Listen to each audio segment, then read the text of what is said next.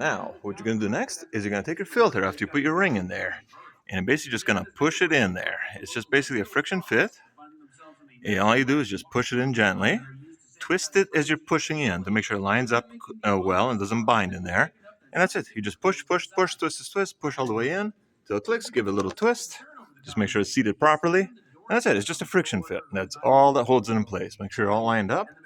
And then next, what you're going to do is make sure your pan is clean. I cleaned up all the gunk and dirt. So you could use a little brake clean, especially the stuff that evaporates quickly. Give it one last clean over here because I don't want any garbage and stuff in there.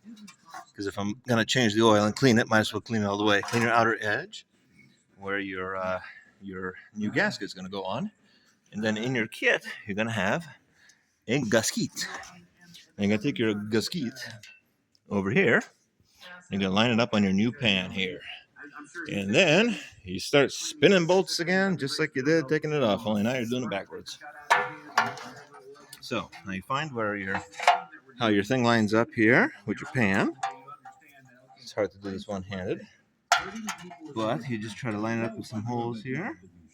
Line up with some holes here, like so, like so. Make sure you're putting it in the right direction, and you'll know that by how well it lines up with all the holes here. Like so, like so, like so. You see it's going to line up with some little indents and cutouts here with your pan. That helps you mark it in place. This is also for another truck. You can see it's a little bit of an out push over here on the edge. Let's say, this lines up there. So you want to make sure you put it in the right direction. Make sure it lines up with the holes. And there you go. Next, what you're going to do is I like to put a little transmission fluid on it. It's okay to dip it into the old stuff. Get it nice and juicy. That's going to help it sit properly, seal properly, and not bind up. So we're going to go ahead and do that. It's good to have a little old transmission fluid in the pan there. I'm going to try to hold the phone up here as best I can. All right. And realign this up. There we go. Make sure she lines up with all the holes here. And there we go. There. Good.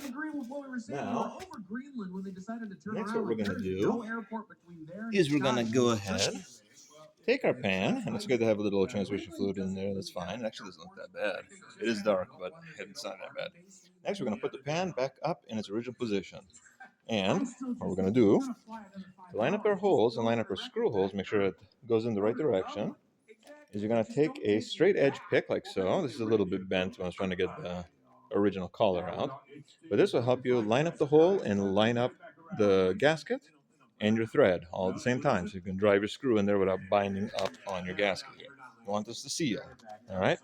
So that's what I'm going to do next. It's a two-handed operation, so I'll have to catch back with you after I get it started.